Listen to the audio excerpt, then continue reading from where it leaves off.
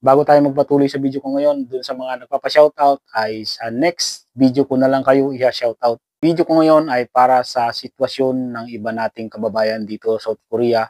Dahil nitong mga nakarang araw lang ay may nabasa ako sa Facebook na may isang kababayan nga tayo ang nagpakamatay.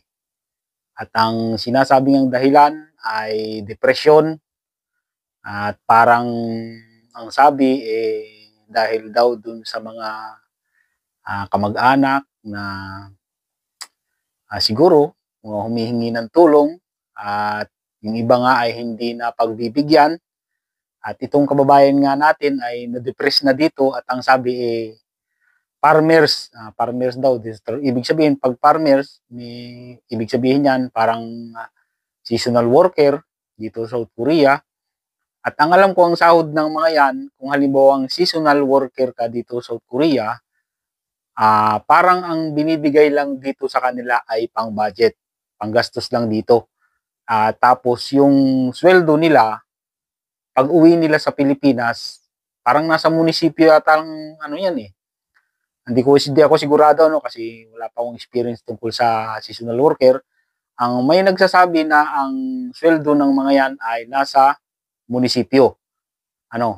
Ngayon, kung sakaling uuwi na sila, tapos yung contract nila na as seasonal worker, ay doon pa lang nila makukuha yung sweldo nila.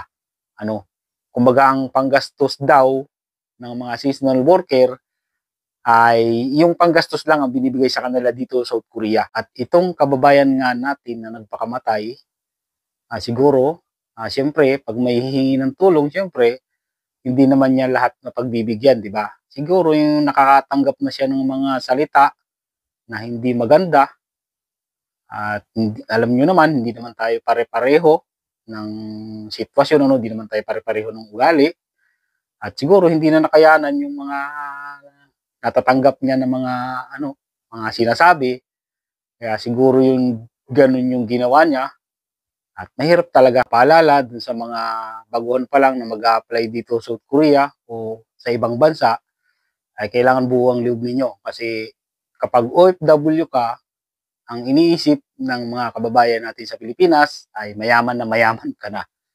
At hindi natin minsan maiiwasan na hihingi ng tulong. Pwede namang magbigay ng tulong, wag lang lalahatin. Hindi naman masama na magbigay ng tulong, pero wag mong aakuin lahat. Kung sino man ang makakapanood ng video ko na to na may mga kamag-anak kayo halimbawa dito sa South Korea o sa ibang bansa, ay sana maintindihan ninyo kung minsan ay hindi kayo pagbibigyan dahil kaya nga yung mga kababayan natin ay ng ibang bansa, siyempre para may pangarap yan na makaipon ng pera, makapagpundar. Kaya nga kami ng ibang bansa, tinitiis namin na malayo sa pamilya para makaipon ng pera. May pangyayari na rin ganito na may nagpakamatay nung siguro 2 years pa lang ako dito sa South Korea dati, siguro mga 2019 yon. Iba naman yung sitwasyon ng isang kababayan natin na to, nagpakamatay din.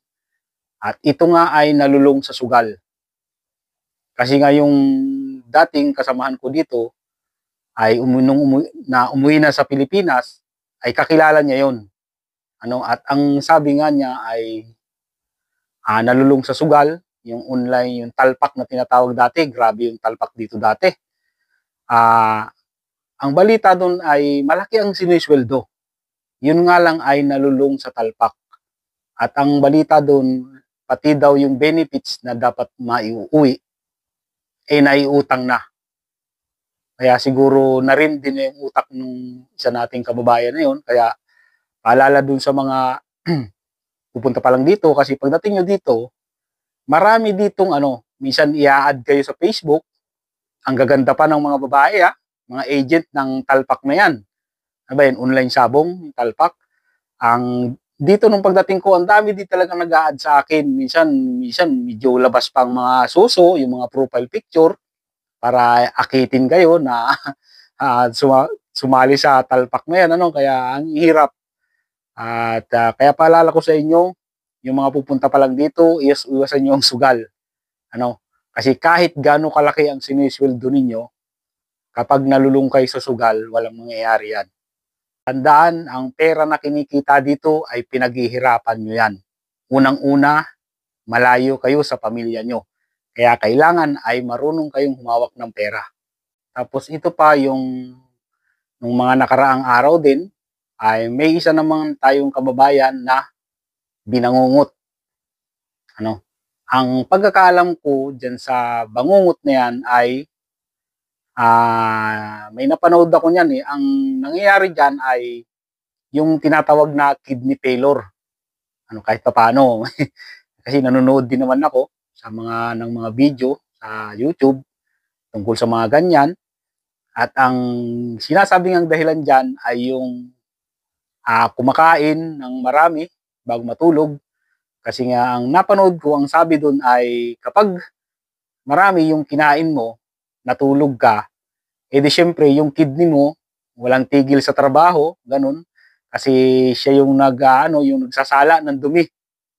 Kapag busog ka, yung ikaw tulog tapos yung kidney mo ay nagtatrabaho pa rin. Kaya doon nagkakaroon ng kidney failure. Sumusuko yung kidney kasi wala nang pahinga, kalilinis, di ba? Kasi yung kidney, ang trabaho niyan ay maglinis ng mga kinain natin, yung mga dumi. Ngayon, kapag siya ay napagod na, titigil na. Kaya doon nangyayari yung tinatawag nilang bangungot. Kaya paalala doon sa mga pupunta pa lang dito at doon sa mga nandito na sa South Korea, ang pinakamaganda nito pagdating sa gabi ay kumbaga kunti na lang yung kain. Saka number 1 yung noodles. Kasi yan noodles, matagal yan matunaw sa tiyan. Sasabihin ng iba ay wala namang nangyayari sa akin. Lagi ko namang ginagawa yun bago ako matulog. Ang dami-dami kong kinakain. Hindi pa yan i-epekto ngayon. Kalaunan ay mangyayari na ngayon. Kasi yung kidney ay napapagod na sa kalilinis. Kung laging ganon, doon na mangyayari nasusuko yung kidney.